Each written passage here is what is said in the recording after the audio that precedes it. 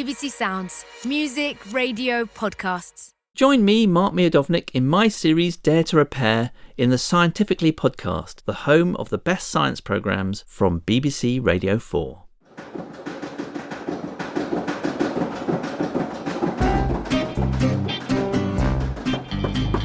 This is Dare to Repair, the series looking at the repairability of our electrical gadgets and appliances. Mum's no hot water. In this last episode, we're looking into the future. My phone's broken. My screen's cracked. I can't turn it on. Where are the next generation of repairers coming from? Is it on now? What about now? Dad, can you fix my phone? And will repairability be the watchword of future consumerism? Alex, your toast's burnt again. In fact, can we do away with the term consumer altogether? In the past, by pushing consumerism as a destination for society, we've increased living standards for humans but destroyed the environment. To reduce waste and CO2 emissions, we need to reinvent our economies. Today, I'm looking at how repair and repairability can drive the economy, create jobs, and protect the environment. So far in this series, we've established that if you can repair something, you extend its life, negate having to buy a replacement, and even love your stuff a bit more. But there is a far bigger gain for the environment. You reduce the amount of metals and electronic waste being produced. In the UK, we produce more electronic waste than any country in the world apart from Norway. Almost 24 kilograms per person per year. And if you think about what that is, that's like having more than a whole large suitcase full of electronic waste for every person every year. So it's a really big problem here. Libby Peake from the Green Alliance. So, in the UK, we're one of the worst offenders for throwing away electrical items, second only to Norway in the world. Just last year, over 50 million tonnes of electronic waste was generated globally, up 21% in just 5 years, according to the United Nations Global E-Waste Monitor. And if you factor in the stock of broken, unused phones many of us have stashed in our drawers and in the boxes of cables, leads, chargers and adapters that we keep just in case we might need them, the problem is even worse. But as journalist Adam Minter, author of Secondhand and Junkyard Planet, explains, it's a growing problem as other parts of the world become more affluent. He knows because he's been hanging around the bins in China for over a decade. If you invite me to your house, Mark, I think I might be more excited by what's in your recycling bin and rubbish bin than maybe what you've carefully arrayed on your bookshelves. I just find it very interesting. I mean, there are the things we value, but the things that we don't value as human beings oftentimes tell us so much more. I've spent most of my adult life in emerging markets, in developing countries, China and Malaysia. And it was interesting to see over the course of my time in China from 2002 to 2014, more things being thrown out. It used to be food waste. And the food waste, wasn't a lot of waste like you might see in the United States, but it was the leftovers from cooking things. I mean, things just didn't get wasted. But over the years I was there, I could start seeing more what we would call hard goods within the trash. Suddenly, there were children's broken toys in there. There were electronic goods in there. There was more packaging in there. And you could see the development of China from a less affluent to a more affluent country. And for me, that was absolutely fascinating. It wasn't just my apartment building. I mean, you could see it at the dumps.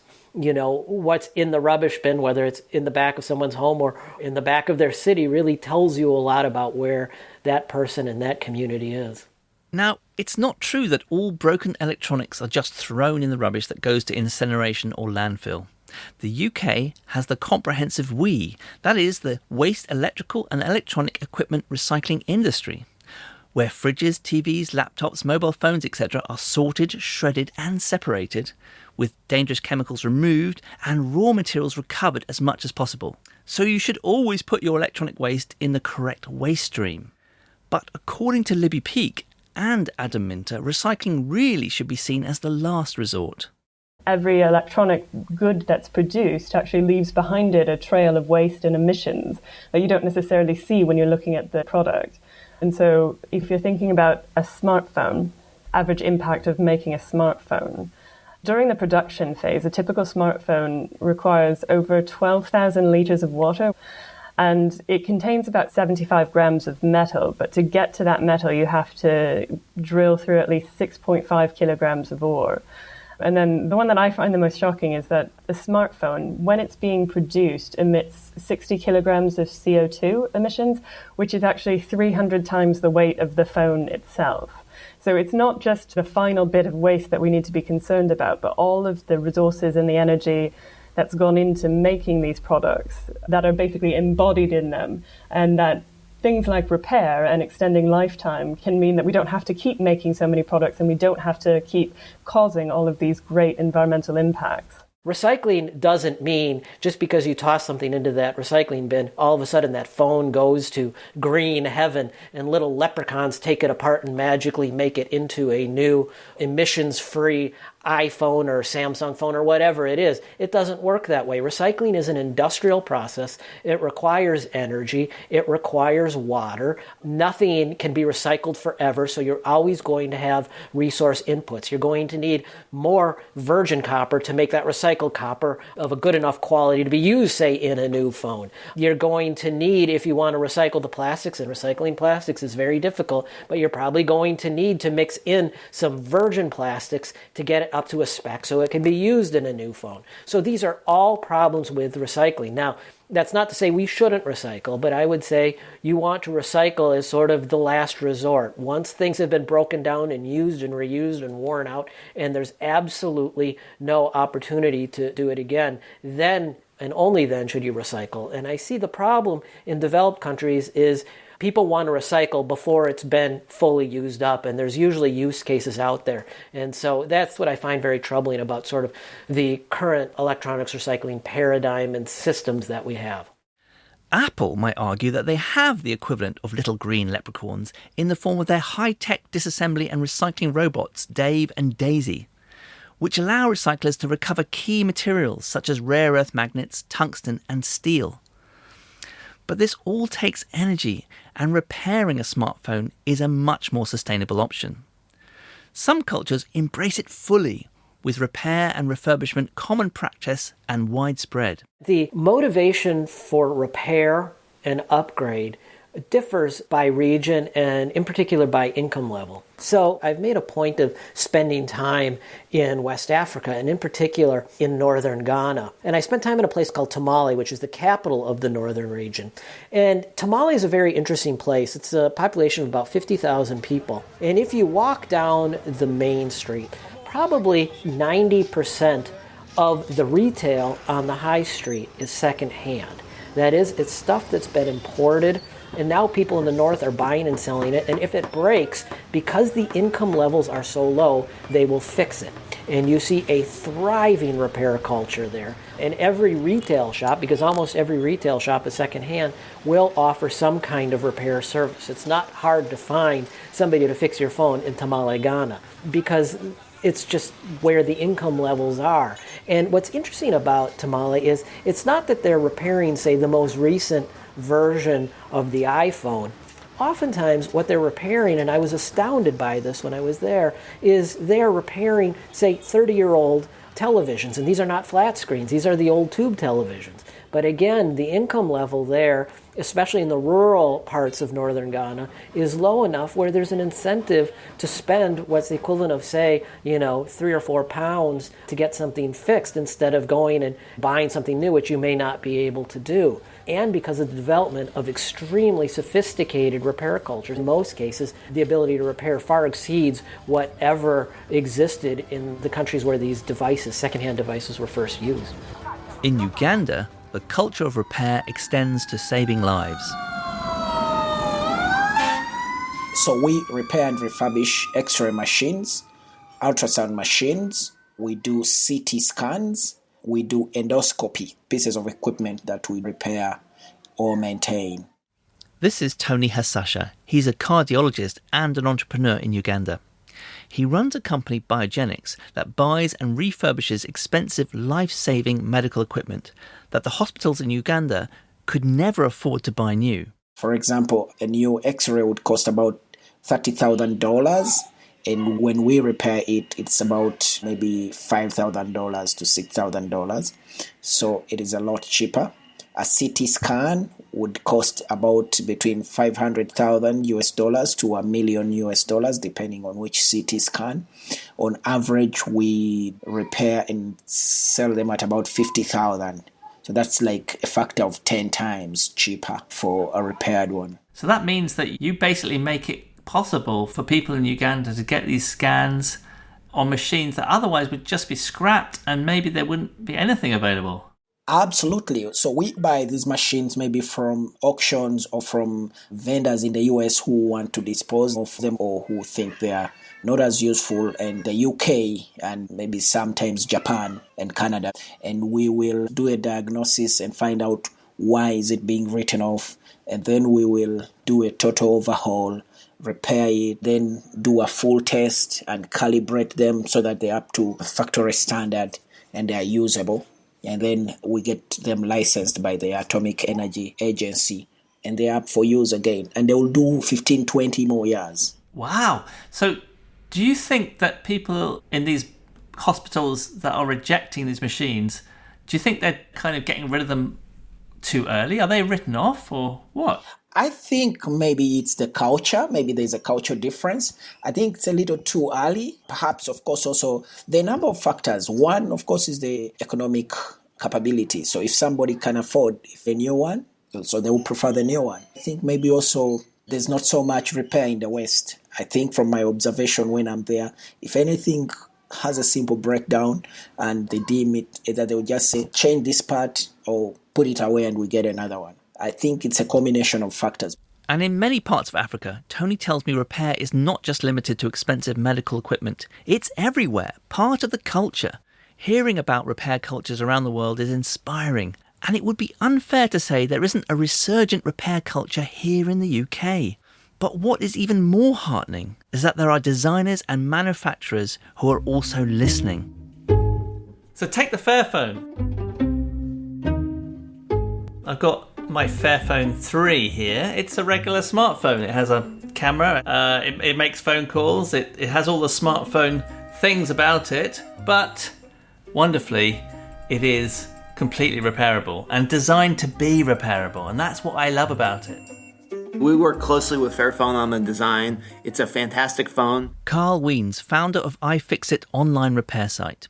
Fairphone is a startup out of the Netherlands, and they're just doing really fantastic work. The whole phone is modular. You can upgrade the camera if you want a better camera, and the battery just pops right out. It's a really, really fantastic design. And they got a 10 out of 10 on our scorecard. It's designed to be repaired and upgraded, so I can change the screen, I can change the battery. This is how it should be. Marnie Cheston, who you'll know from Crowd Science or Inside Science, you were an early adopter of the Fairphone, and I think you've got one of the first models. When did you get it? When did I get it? Yes, can you see? Mine's probably slightly more brick-like than yours is. It says Fairphone First Edition. I must have got this, it would have been when they first came out, and I was getting increasingly annoyed by the fact that I wasn't in charge of what I can do with my phone. And I know that phones have the capability you can put files on them, move them around, but the phone that I had at the time wouldn't let me do any of that. They're mini computers, aren't they? And yet the manufacturers seem to restrict what you want to do with them. Yes, mini computers, exactly. And I just wanted to shove a load of sound files on there and then plug my headphones in and then listen to that as I went home. And I wasn't allowed to do that with the phone that I had, and I found that infuriating. So I bought the Fairphone, and my ex-boyfriend, when I showed it to him, he looked at me and he went, "Oh, you've bought a techie's phone, haven't you? And you're not a techie." I did have a few problems with the software, and that's what flummoxed me. But the hardware, I couldn't fault. In the end, Marnie did what loads of us do. Shoved her phone into a drawer and forgot about it. In fact, the average UK household has about 3 phones just sort of stashed away somewhere. But the Fairphone, the newly launched framework laptop, and a small number of other household appliances are designed to be repaired and resurrected. I asked sustainable designer Sophie Thomas whether designing gadgets to be repairable was hard. No, I think it's relatively easy to solve. I mean, you just need to set the challenge in the brief to the designers. It's not that difficult to solve. I think that you can see products now that are happening that look at ease of fixability. You know, we have a Fairphone, which actually allows you to change what kind of components you'd want in your phone. You have different customization that can happen as well. So I don't see it as being a difficult thing.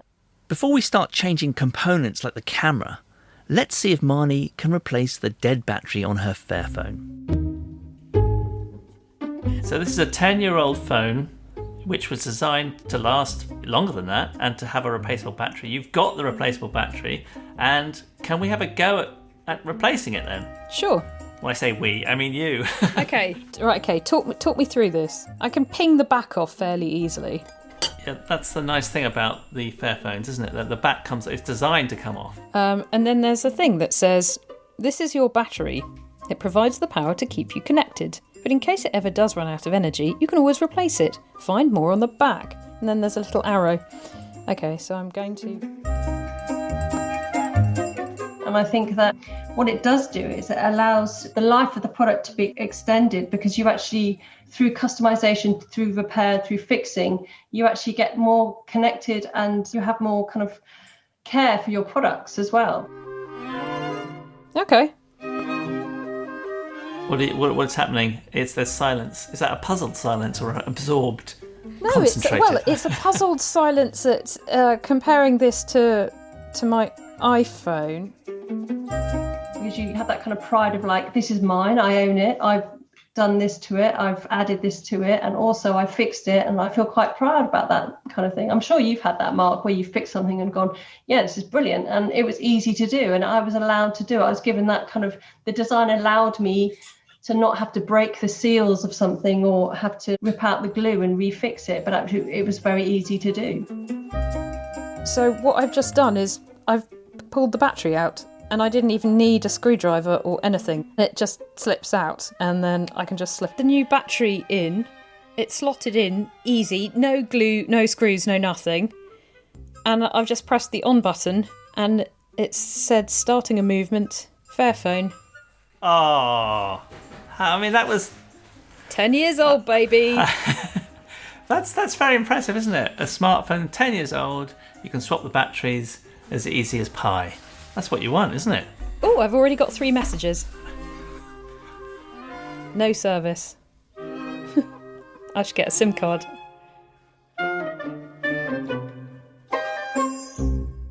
Not only is the Fairphone easily repairable, but it also comes with a green and ethical pedigree when it comes to the minerals used to make it. On their website, they say they source conflict-free tin, tungsten, tantalum and fair trade gold. They are moving one step closer to a circular economy by encouraging the reuse and repair of their phones, researching electronics and recycling options, and reducing electronics waste worldwide. Are they the only smartphone manufacturers to make repairability a selling point? iFixit's Carl Wiens. Motorola has really been the one who stepped out and said, yeah, we're going to make more information available. We're going to make the parts available. So that's really fantastic. Not all their phones are super easy to repair, but they've been trying.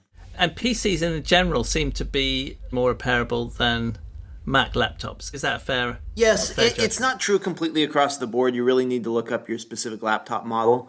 But in general, HP and Dell have done a good job of making service parts available. You can go on HP's website and get the service manual for your laptop. So they've done a great job, where Apple, Sony, and others have not. Now, I don't want to be accused of being mean about Apple. Many of us love their beautiful engineering. And although they still have some way to go to address repairability and access to repair, they have recently improved their repairability scores on the iFixit website.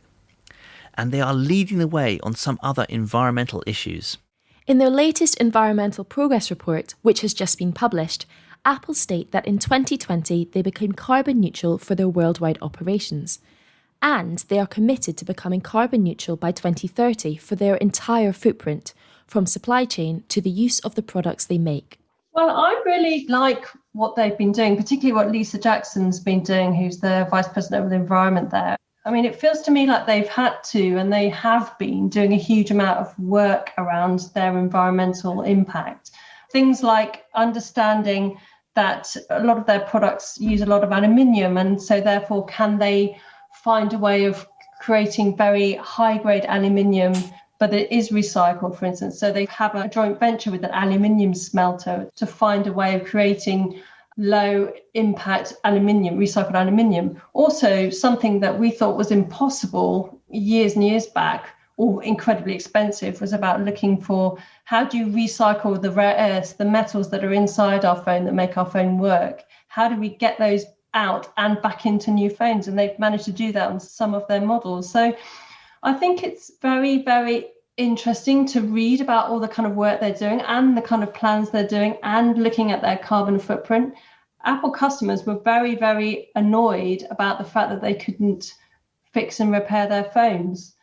Lots of other smartphone companies have the same frustration. And it's really interesting when you go to something like the iFixit repairability index. Some phones, like you talk about Apple, went from very low scoring to very high because actually things like the way that their screens are fixed in, the way that their batteries can come out, etc., have been addressed and are being looked at and actually are easier to do. So it's just become very apparent that actually customers and users and all of us really just want to see our products be more repairable.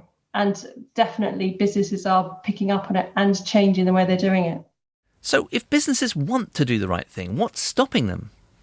Sophie Thomas thinks that with encouragement from us, the customers, and with laws that create a level playing field, manufacturers will change their approach to repair.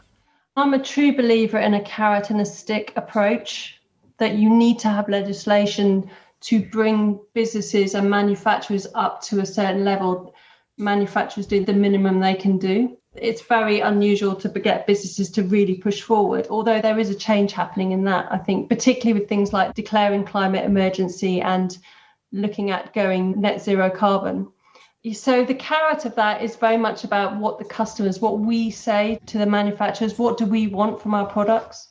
You know, how design can really encourage people to repair things. And I think, you know, the Fairphone is a very good example of that. It's a welcoming model. It's empowering as a customer because you feel like you're really connecting to your product. Sustainable designer Sophie Thomas really puts her finger on the nub of this. It's about power. When you buy something, you fully expect to have power over it. It's yours. You paid for it. You can do with it what you like. But when it breaks and you realise you can't fix it, or that there are barriers to affordable professional repair, you've had that power taken away from you. Is losing this power a sign of a decaying civilization? Have we lost something else along the way too? An interest in how our stuff works? In 2019, Ofsted's Chief Inspector, Amanda Spielman, spoke at a conference about design and technology in schools and colleges. She said, "The number of children studying design and technology seems to be in long-term decline. Between 2003 and 2017, the number of D&T GCSEs taken by 16-year-olds in England plummeted by nearly 2/3, from 420,000 pupils to just over 150,000. It's seen the biggest drop along with modern foreign languages. So given this decline, where are the designers and innovators of the future going to come from?" Tim Huntkin was my mentor. He's an outstanding engineer, cartoonist, and he makes satirical automatons out of scrap electronics. He's been fixing and making all his life, and he's also worried about the lack of hands-on skills being passed down to our younger generations.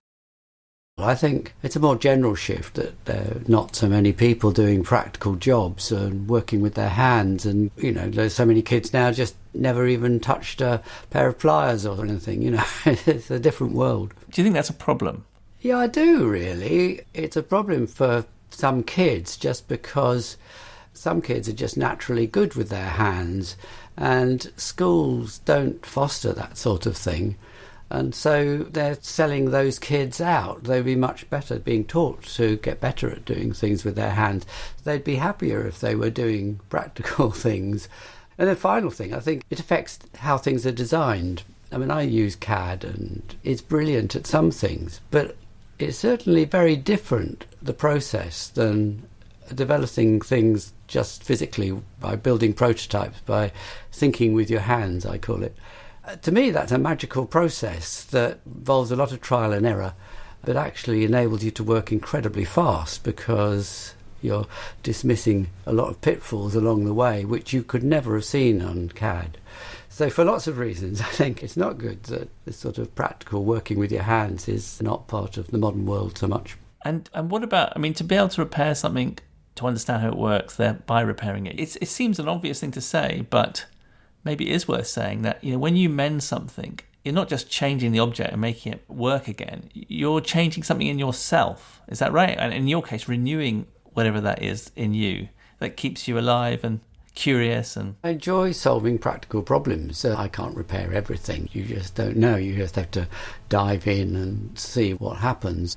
So it's not a convenient thing for schools to teach. If you gave a class full of kids a load of broken appliances, they will all have different problems. I can see why it's not part of sort of mainstream education. There's so much practical stuff that was much better taught by the old-fashioned apprenticeship system than could ever be taught with rows of kids at desks.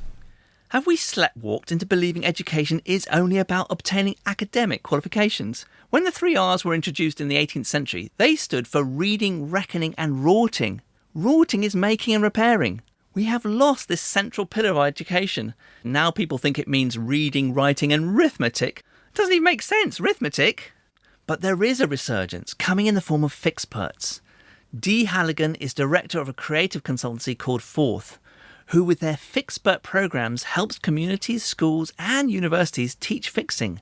And when Dee talks about fixing, she means so much more than getting a screwdriver out and screwing something back together.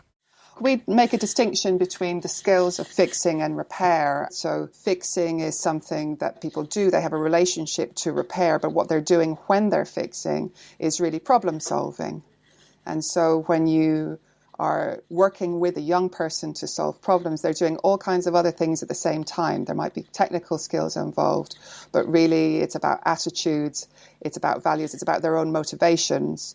And that could be prolonging the life of something so that you can use it for longer. You can save money through it, but it might also be sentimental. It might be something that you love, that you want to keep in your life for longer. But more than that, we think the behaviours that you're modelling when you are fixing something, increasingly people are having to be creative in their everyday lives. And this behaviour of fixing and the skills involved in fixing gives you something that you can then model at scale in different circumstances, whether that's your everyday life or whether that's big projects. So are you saying that fixing things is a way to understand how things work? And therefore it's an intrinsic part of every education? Absolutely. I couldn't have put it better. And we'd say not just understanding how things work, it's understanding how the world works. It's your relationship to the material world and to material culture. This human-centred approach to design comes in the form of pairing a fixer with someone with a problem or need, coming up with a solution, making a video of the process, and then making it available online as a teaching resource. Daniel Charney of Forth gives us an example. There are so many lovely examples. I mean, recently we saw a project from Mexico. The students were working with a woman in her 80s that really independent, but she has arthritis in her hands. And when she washes her house and dishes, it's painful for her to put the gloves on because of her shape of her hands. So they revisited the cleaning gloves, the latex gloves, and made them into 2 bigger fingers. And you can see she puts them on and she's happy because it's not painful. It's really simple. Another one that I like a lot is a kid's a wheelchair user, but he can't reach the door handles. So the fixperts worked with him to create a kind of rope with a ball that can easily open the door. And they put it online and other people have copied it and they've put it under Creative Commons so other people can do the same. Of course, problem solving is at the very heart of engineering and design. And even if it's no longer widely taught in the classroom, Dee Halligan says there are plenty of other places where younger generations can get their fixing fix. There's lots of non-formal and informal ways that children will learn, and they might do that when they're watching a YouTube video. There's lots and lots and lots of creative fixing, making, crafting pieces on TikTok and shared among young people in ways which I'm not sure we're quite understanding as an older generation. I don't think we've quite got a grip, but I do know it's imaginative and it's resourceful. So younger people are interested in fixing stuff, but they're doing it in perhaps a different way than when I grew up, which was my mum and dad fixing stuff using tools, and I sort of tried to imitate them. And what you're saying is the internet is sort of changing that fixing culture for young people. Well, I think so, and I hope so. I just think sometimes it's not as recognisable, and obviously it's not as widespread. So the breakdown of people's connection to material culture, to them understanding how you extend the life of something or why you should, or that there might be pleasure in it. Some of those, they've become forgotten. Is it the younger generation who've grown up without workshops and repair culture who are more likely to throw things away when they break? I'm not sure I'd pin that on young people. I think there's a system which is dominant, which is consumer culture. We're familiar with that. It permeates all aspects of our lives. So the idea that young people might represent that in a stronger way than older people, I don't think is true. I think they simply reflect the environment they're growing up in. If we don't value things as a society, they're going to continue those kinds of behaviours. They're simply reflecting the society that's happening around them. Which means that society has to change. And it is changing, but probably not fast enough to save the environment. We need radical change. One way to signal to everyone that repair is a fundamental part of our culture is to establish a National Repair Day. On that day, we celebrate all the stuff in our lives and take time to maintain them, repair them, polish them, and yes, put ribbons on the washing machine. I'm not anthropomorphizing. We designed these machines, we made them. They've liberated us from so much drudgery. They entertain us, they keep us connected, they cook our food, they keep us clean. Is it too much to ask to celebrate our machines for one day a year? Maybe even make repair cool? Whether repairability will be cool is a very good question, because there's a lot of things to unpick around that. What will be cool will be that thinking about customization and that idea of that we connect with our objects, we care about our objects. I think that will be where the coolness will lie. So actually being able to take something apart and change it and add our own bits to it. And in that respect, sort of upgrade it ourselves, almost repair it by default will be the way to do it. We've only just scratched the surface in this series, but there is no doubt that disposability harms the environment and makes us poorer in every way. We're locked into an economic system that favours the creation of waste, but we needn't be. Our fate and that of the earth is in our hands. Next time you buy an electronic gadget, I dare you to ask if it's repairable. I dare you to insist we teach repair in schools. I dare you to become a repairer. If we collectively dare, we will win back control over our stuff, repair the planet, and reinvigorate the high streets to make repair shops and community workshops as common as hairdressers, gyms and pubs. Cheers to that, I say. Go on, dare to repair. It's the most fun thing in the world to have something that doesn't work, take it apart, figure out the little piece that is the problem, fix it, put it back together. It works again. Now they have control of it. They're a little bit more empowered and capable as a person. I fixed my coffee maker that was leaking. I fixed my dishwasher. I actually changed the pump and the heating element, which is actually one unit on it. We have some fairy lights and the lamp switch was broken, so I bought a new switch and replaced the old one. I spent 3 hours trying to fix my tumble dryer on Saturday. When I opened it up, it was absolutely full of lint.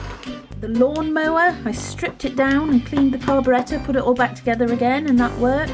Coffee machine. A bathroom light. Well, I fixed my dishwasher. It was a bit of glass that got stuck in the impactor. I was about to buy a new one, but I fixed it. My milk frother. God, I've got too much stuff, haven't I? That's all for Dare to Repair. If you liked this programme, you might also like to check out the Life Scientific podcast feed. Jim Al-Khalili's recent interview with marine biologist Helen Scales is all about the damage deep sea mining could do to the ocean floor. I hope you don't need any more reasons to dare to repair, but if you do, you'll find them there. Hello, I'm Dr. Michael Mosley. And just before you go, I want to tell you about just one thing you can do for your overall health and well-being. I'm on a mission for my new BBC Radio 4 podcast, Just One Thing, to unearth the simple and often surprising things you can do for your brain and body. From how doing press-ups can boost your brain function to how the power of your breathing can change the way you think and feel. So please subscribe to Just One Thing on BBC Sounds for the one small thing you can do every episode to improve your health in a number of unexpected ways.